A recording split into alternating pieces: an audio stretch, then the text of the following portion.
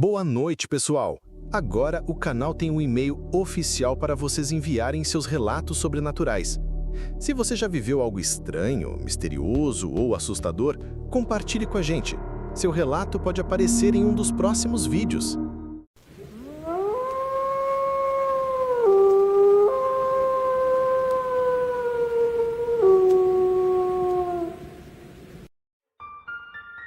Meu nome era Antônio Nogueira, filho de agricultores do sertão mineiro. Sempre vivi cercado de histórias, dessas que correm de boca em boca nos alpendres iluminados apenas pelo lampião. Mas nada, absolutamente nada me preparou para o que vivi. Era o ano de 1924.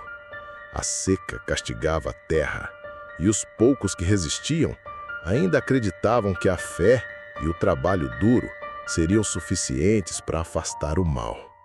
Naquela época, a Serra Branca já era conhecida por seus mistérios, animais encontrados dilacerados, gritos que ecoavam nas madrugadas e o medo que se espalhava pelas pequenas vilas ao redor. Numa dessas noites, voltava para casa depois de ajudar meu pai a reforçar a cerca do curral. A lua, quase cheia, iluminava o terreiro e fazia as sombras das árvores parecerem mais vivas. Foi quando ouvi, primeiro um rosnado baixo, depois um uivo tão forte que fez o sangue gelar em minhas veias. Não era um simples cachorro do mato. Aquilo vinha da serra, de algo grande, faminto e humano demais para ser besta, mas bestial demais para ser gente. Corri para dentro de casa, trancando a porta de madeira com a tranca de ferro que meu avô tinha forjado. Minha mãe, assustada, segurou meu braço. "Antônio, você também ouviu, não viu?" Assenti sem dizer palavra. E foi nesse instante que percebi: minha família não era a única a temer aquela criatura. Havia um segredo antigo, uma maldição que rondava a nossa região, e eu estava prestes a descobrir na pele o que era viver sob a sombra do lobisomem. No dia seguinte, a vila amanheceu estranhamente silenciosa. Os galos cantaram tarde, e os poucos moradores que se arriscaram a sair mantinham os olhos baixos, como se evitassem falar do que tinham ouvido na madrugada. Fui até o armazém do seu Joaquim comprar querosene por lampião. Assim que entrei, percebi o clima pesado. 3 homens conversavam baixo, mas o silêncio se fez assim que me viram. Um deles, compadre velho do meu pai, murmurou: "Essa lua que vem aí não é boa, não." Seu Joaquim, franzindo o senho, completou: "Já tem rastro de gado morto lá pros lados da Serra Branca. Bicho nenhum faz estrago daquele jeito." Olhei em volta. O medo estava nos rostos, mas ninguém ousava falar do nome do que todos já desconfiavam. Foi então que um senhor de fala arrastada, o velho Zé Crispim, levantou a voz: "É o bicho da meia-noite, o amaldiçoado que se ergue quando a lua cresce. Quem escutou o uivo ontem sabe bem do que tô falando." Um silêncio fúnebre tomou conta do armazém. Alguns fizeram o sinal da cruz, outros simplesmente saíram sem dizer palavra. Saí dali com o coração pesado. O som que eu ouvira na noite anterior não saía da minha cabeça. E no fundo, comecei a desconfiar que o lobisomem não era apenas lenda. Ele estava entre nós.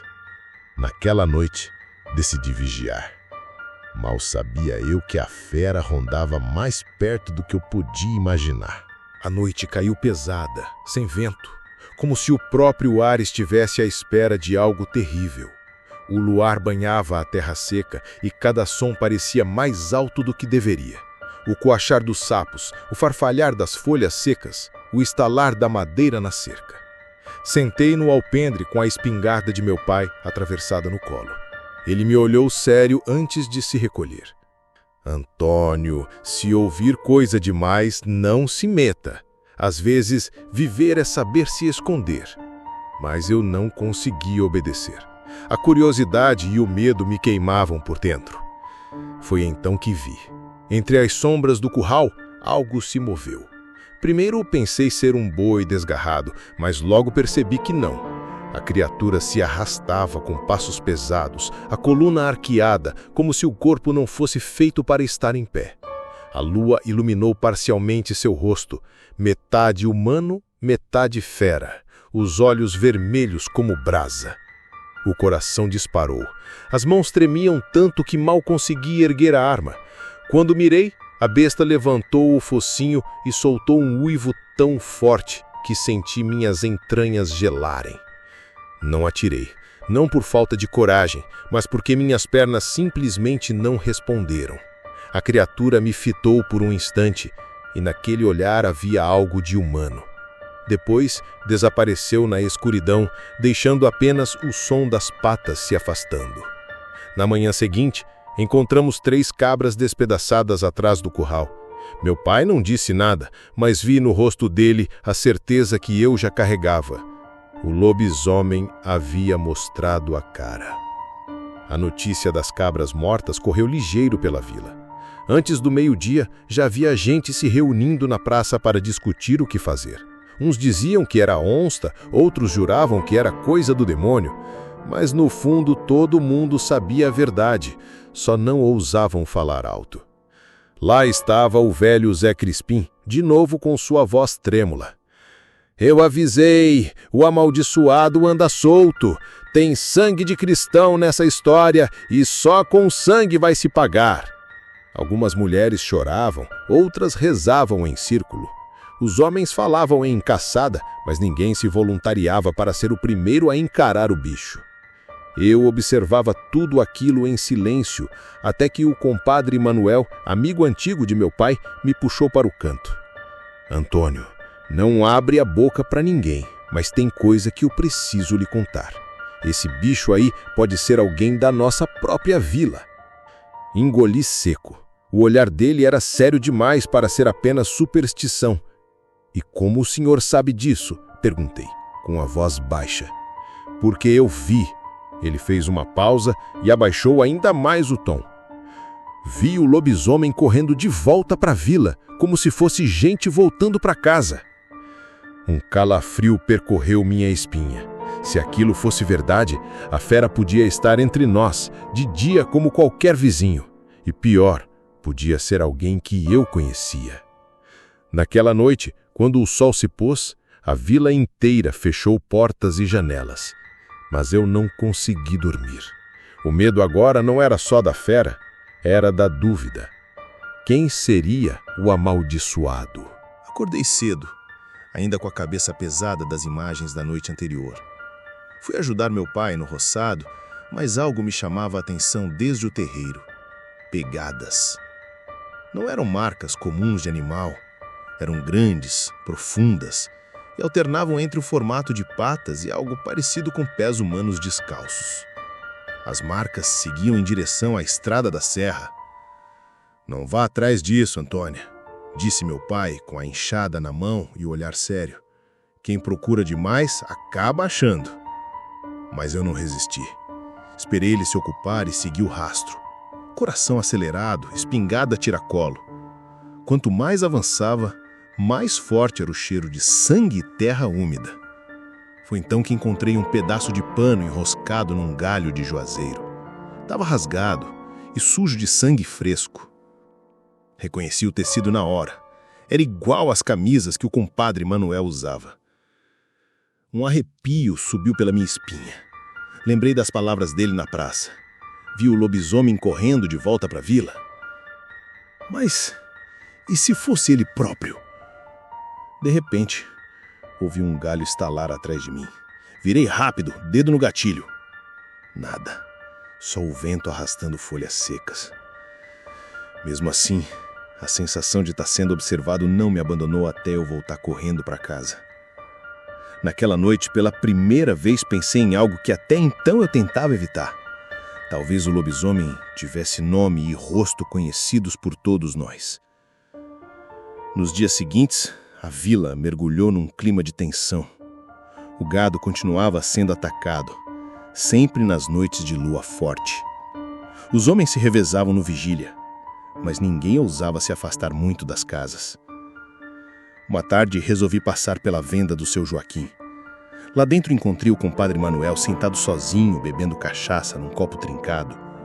O rosto dele estava abatido, como se tivesse passado noite sem dormir. Antônio, disse ele sem me olhar nos olhos, tem coisa que a gente não devia mexer. Esse bicho não é de agora, é maldição antiga. Sentei à frente dele, tentando não demonstrar o medo que me corroía. O senhor fala disso como se soubesse mais do que conta. Foi então que ele ergueu os olhos. Arregalei os meus. Por um instante, juro por Deus, vi os olhos dele vermelhos, iguais aos da criatura que me encarara no curral. Mas em seguida voltaram ao normal. Pretos e cansados, como sempre. Fiquei paralisado sem saber se tinha sido real ou imaginação. Manuel percebeu meu espanto, baixou a cabeça e murmurou: se eu fosse você, menino, ficava longe da serra. Saí da venda com as pernas bambas. A dúvida agora era quase certeza.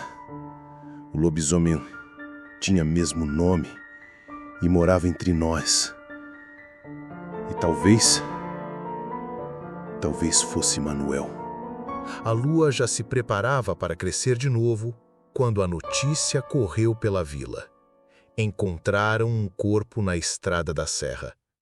Corri junto com outros curiosos até o local, e o que vi ficou marcado na minha memória para sempre. Era o corpo de Chico da Venda, um rapaz novo, trabalhador, que todos conheciam. O peito dele estava aberto em feridas profundas, como se garras enormes tivessem rasgado a carne. O rosto quase irreconhecível. Alguns homens se benzeram, outros viraram o rosto para não ver. O velho Zé Crispim foi o primeiro a falar. É obra do amaldiçoado. Eu disse que não ia parar no gado. Agora tá indo atrás de gente. Um silêncio pesado tomou conta. A partir daquele momento, ninguém mais duvidava. O lobisomem não era lenda, era a ameaça viva. De volta à vila, encontrei Manuel encostado num poste de madeira, olhando fixo para o nada. A camisa dele estava amassada, com um rasgo na manga, como se tivesse se agarrado em galhos. Meu coração disparou. "O senhor não estava em casa ontem à noite?" perguntei, tentando disfarçar a desconfiança. Ele demorou a responder, mas enfim disse: "Dormi pesado, nem ouvi nada."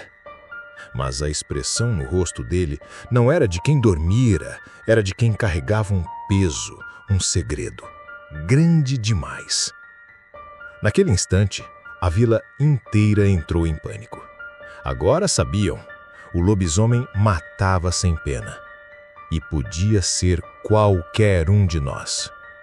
Na mesma noite em que enterraram Chico da Venda, os homens da vila se reuniram no salão da igreja. O padre rezava baixinho no altar, mas não participou da conversa. Parecia mais assustado que todos nós. O salão estava cheio, o ar pesado, e cada rosto refletia medo misturado com raiva. Foi Manuel quem tomou a palavra primeiro. "Não dá mais para ficar parado. O bicho já levou gado, agora levou gente.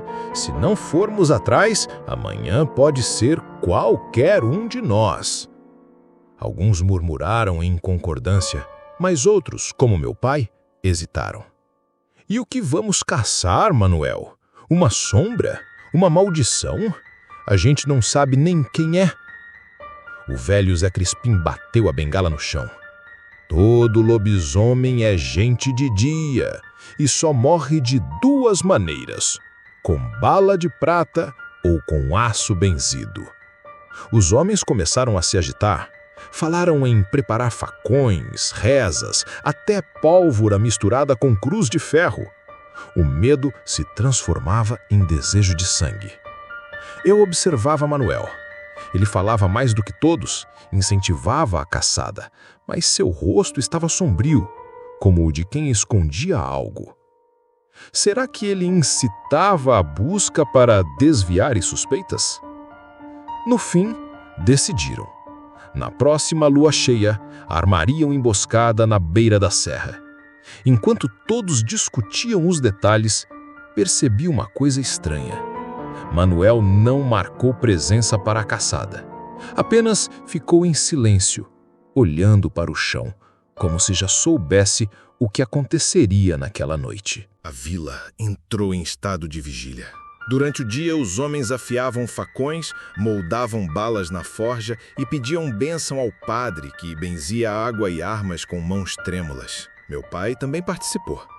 Lembro-me dele sentado à mesa, limpando a espingarda herdada do meu avô. O rosto sério, calado, mas os olhos denunciavam o medo.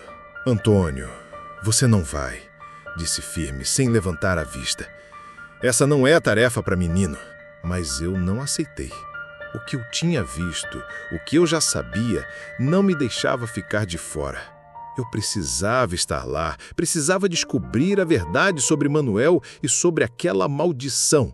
Na tarde anterior à lua cheia, ajudei Zé Crispim a carregar umas varas de aroeira que lhe dizia afastar o bicho ruim. Ele olhou para mim e disse: "Lembre-se, menino. Quando a hora chegar, não olhe nos olhos dele por muito tempo. Tem coisa que pode prender sua alma." Essas palavras não saíram da minha cabeça. Ao cair da noite, os homens se reuniram na beira da serra. A lua enorme e prateada já surgia no céu. O silêncio era tão profundo que até o barulho do coração parecia alto demais. Espalhamo-nos em círculo, cada um escondido atrás de pedras, árvores e moitas secas. O ar estava pesado, como se a própria serra respirasse junto com a gente. Foi então que um uivo cortou a noite. Longo, profundo e tão perto que fez o chão tremer. A caçada havia começado. O uivo ecoou pela serra e todos nós nos encolhemos atrás das pedras. O compadre Joãozinho, que estava a poucos metros de mim, fez o sinal da cruz 3 vezes antes de engatilhar a espingarda. As folhas se mexeram pesadas e um cheiro forte de sangue misturado com enxofre tomou o ar. A fera se aproximava. De repente, vimos a silhueta, imensa, arqueada, o corpo coberto de pelos escuros e desgrenhados. Os olhos brilhavam como brasas acesas na noite. Era o lobisomem, em toda a sua fúria. Manuel, que estava um pouco mais adiante, foi o primeiro a gritar: "Agora!" Os disparos ecoaram quase ao mesmo tempo. Pólvora queimou o ar e fagulhas iluminaram por instantes a noite. Mas quando a fumaça se dissipou, a criatura continuava de pé. Não tinha caído. Com um salto descomunal, o lobisomem caiu sobre 2 homens, rasgando-os com as garras. O grito deles ecoou pelo vale. O círculo se quebrou e o pânico tomou conta. Alguns fugiram, outros atiravam sem mira. Eu tremia, mas permaneci imóvel com a espingarda apontada. A criatura virou-se e por um instante nossos olhos se cruzaram. De novo, aquele olhar humano por trás da besta. Senti minhas pernas fraquejarem. Foi então que notei algo que me fez gelar o sangue. No braço esquerdo da fera, preso entre os pelos ensanguentados, havia um pedaço de pano. Igual ao que eu tinha encontrado dias antes na estrada. O pano que era do compadre Manuel.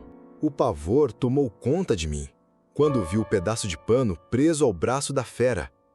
Era a mesma estampa da camisa de Manuel, sem dúvida alguma. Meu coração disparou e por um instante quase deixei a espingarda cair. O lobisomem rugiu alto, afastando os homens que ainda tentavam resistir.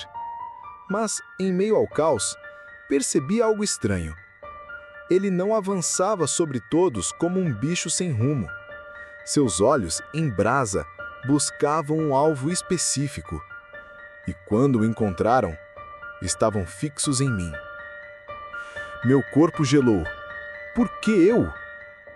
De repente, a criatura recuou alguns passos, como se lutasse contra si mesma.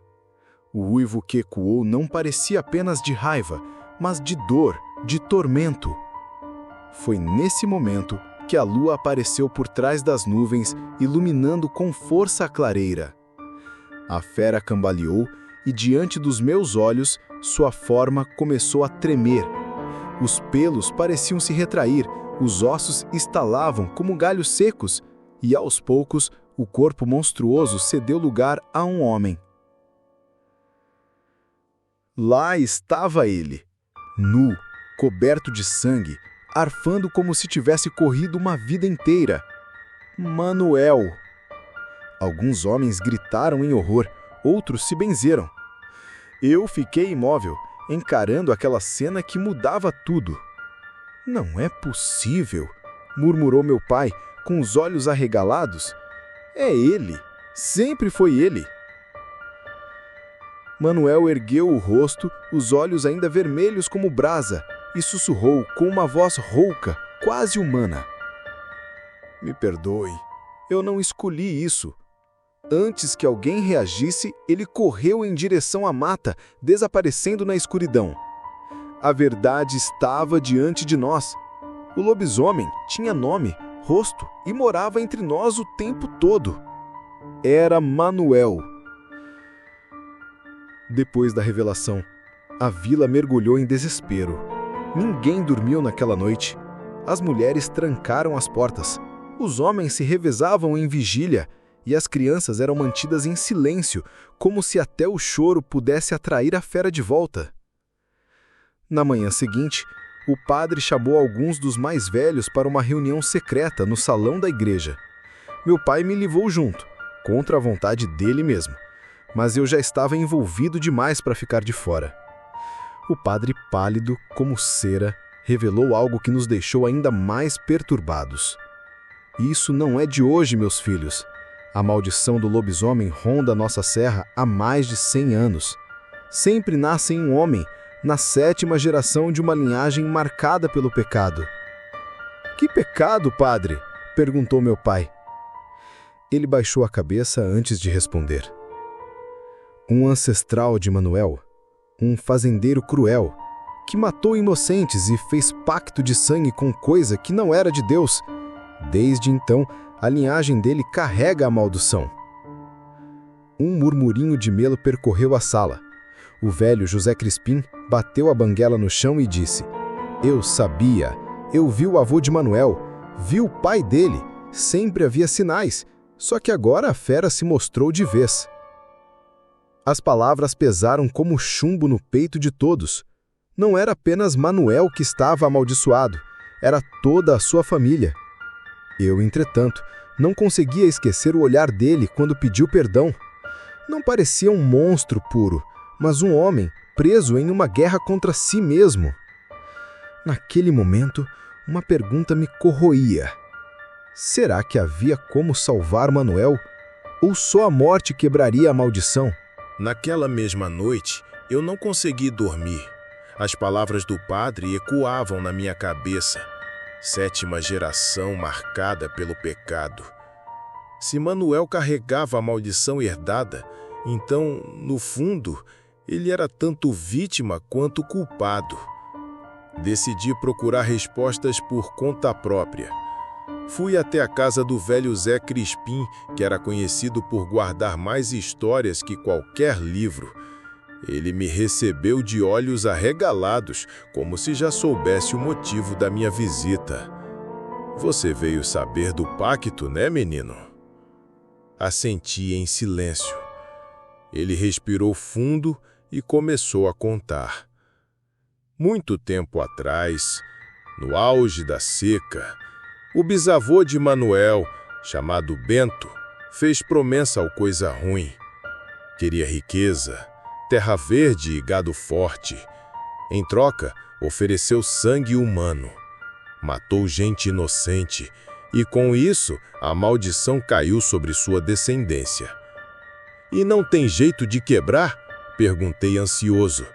Só tem 2 saídas: matar o amaldiçoado com ferro benzido ou convencer a criatura a se entregar de livre vontade. Mas isso, menino, nunca aconteceu. A besta não solta o homem assim fácil. Enquanto ouvia, percebi a gravidade da situação. Se Manuel não fosse morto, continuaria matando. Mas se houvesse mesmo uma chance de salvação, eu precisava tentar. Crispim segurou meu braço antes que eu saísse. Cuidado, Antônio. O bicho pode até ter um resto de humanidade, mas quando a lua chama, ele não conhece amigo nem parente. Voltei para casa com o coração dividido. Pela primeira vez não sabia se deveria carregar uma bala de prata no bolso ou uma oração na alma.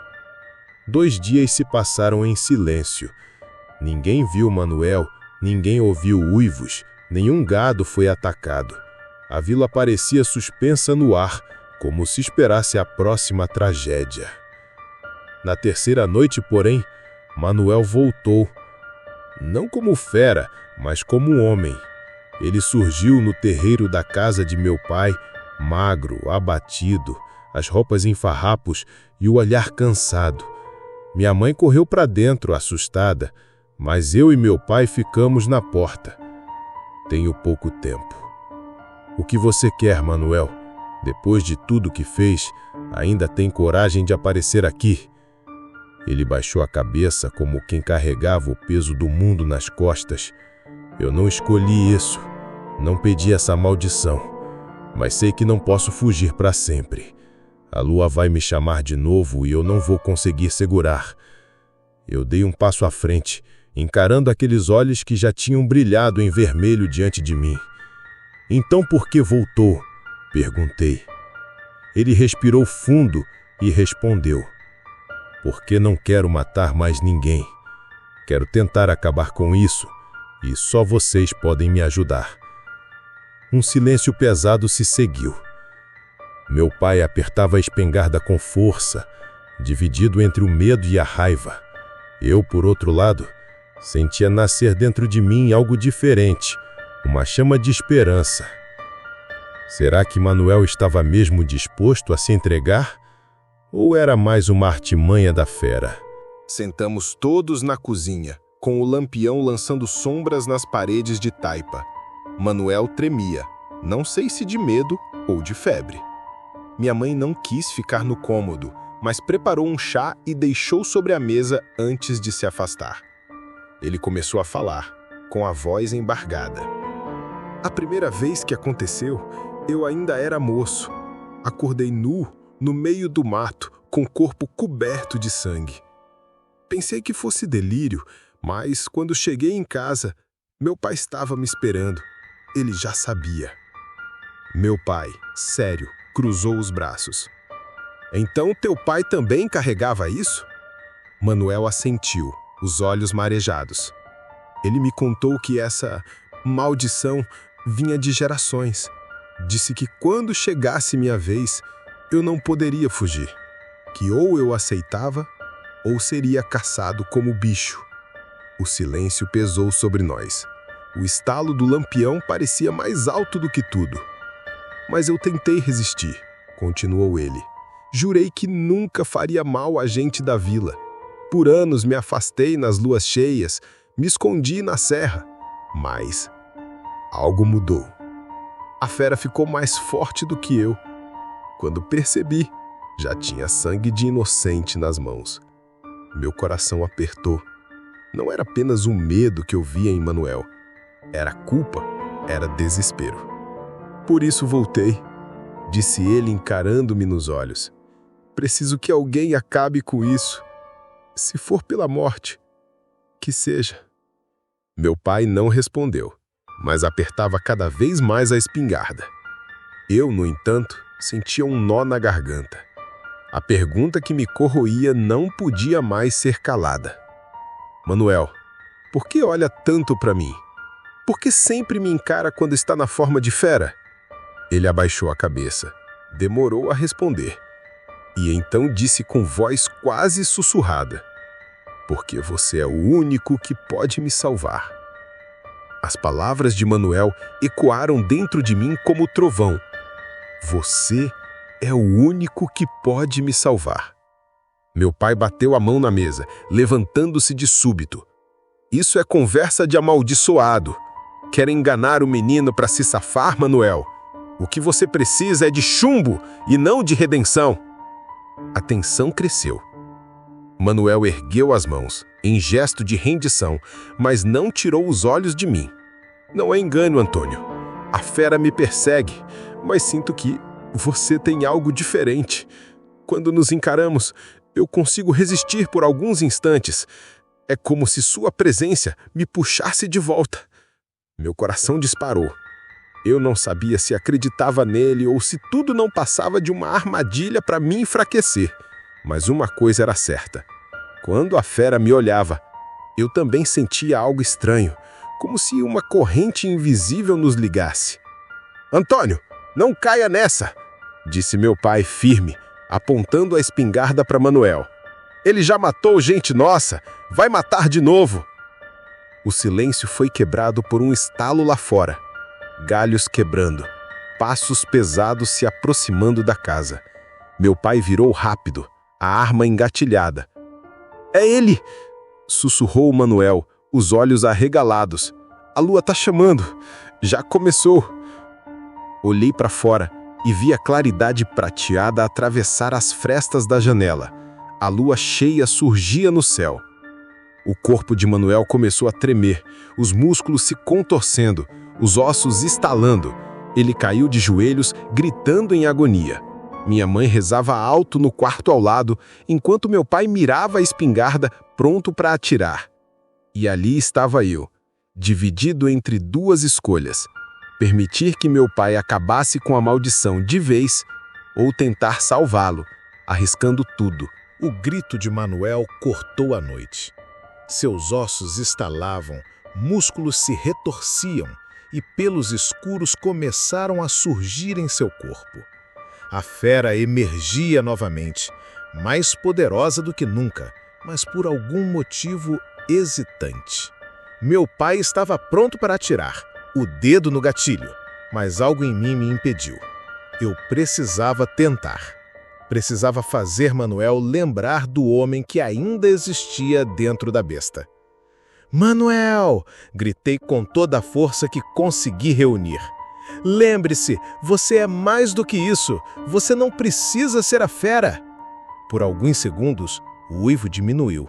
Ele olhou para mim, olhos brilhando em vermelho, mas cheios de algo humano. Aquilo me deu coragem.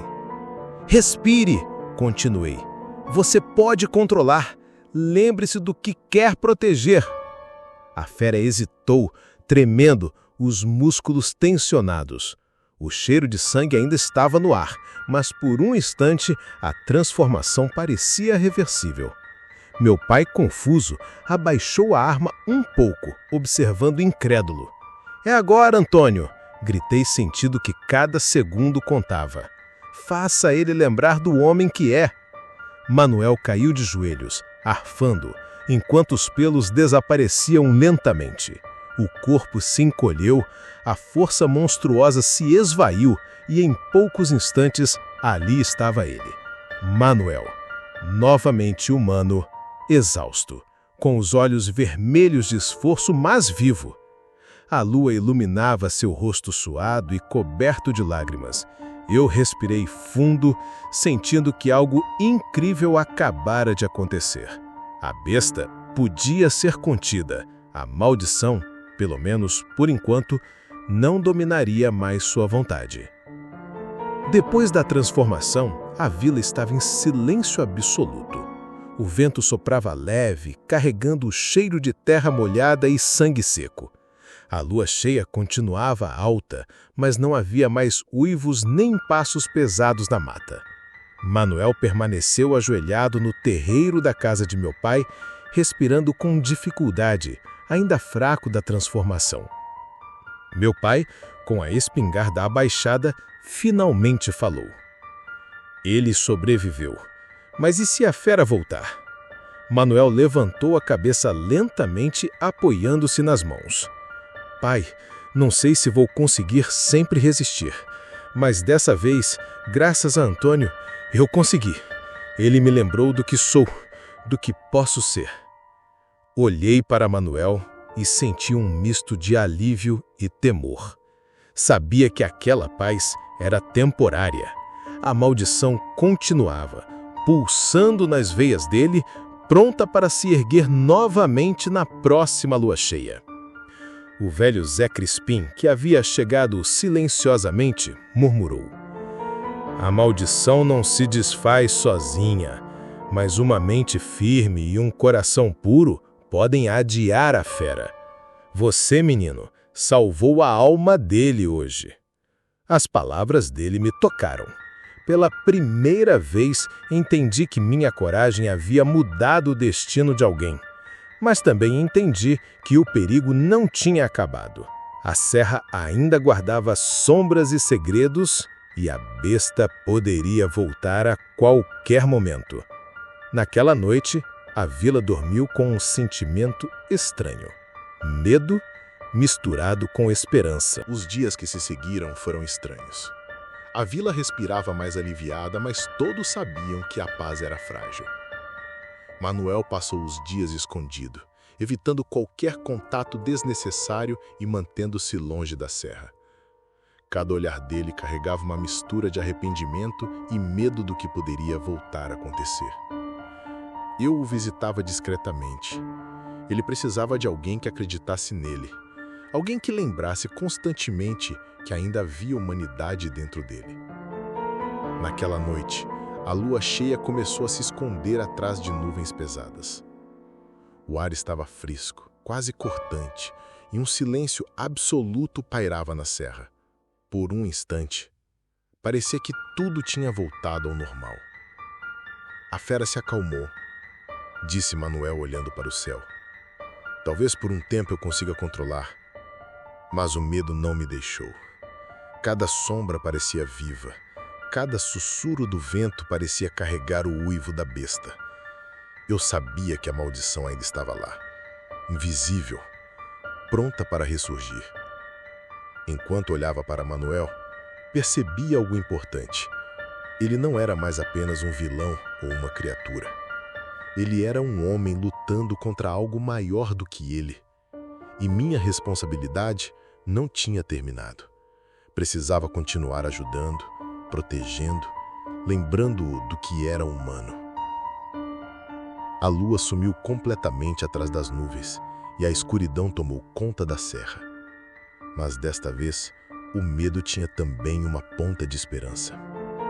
A lua nova chegou, e com ela uma estranha sensação de alívio. A vila parecia respirar novamente, como se pudesse finalmente esquecer os horrores da última lua cheia. Mas nós sabíamos que a maldição não tinha acabado, apenas se recolhia. Manuel estava sentado na varanda de minha casa, olhando para o horizonte da serra. O silêncio entre nós era confortável, diferente do medo e da tensão que nos acompanhou nas últimas semanas. Obrigado, Antônio. Hoje sei que não sou só a fera. Posso tentar viver, e com você por perto talvez consiga resistir quando a lua chamar de novo. Meu pai, ainda desconfiado, aproximou-se, limpando a espingarda. Que isso seja a última vez, mas se a fera voltar, não teremos escolha. Manuel assentiu. Seus olhos, agora totalmente humanos, carregavam um peso que nenhum de nós poderia compreender completamente. Naquela noite, a vila dormiu sem medo de uivos cortando a escuridão. A serra continuava silenciosa, guardando seus segredos. Mas havia algo diferente: esperança. Aprendi que coragem nem sempre é enfrentar a fera com armas. Às vezes, é enfrentar o desconhecido com fé e humanidade. E é isso que me salvou, assim como salvou Manuel. E assim terminou minha primeira experiência com o lobisomem da Serra Branca. Um mistério ainda pairava no ar, mas agora havia também a certeza de que, mesmo diante de maldições antigas, a humanidade ainda podia vencer, se ninguém perdesse a fé.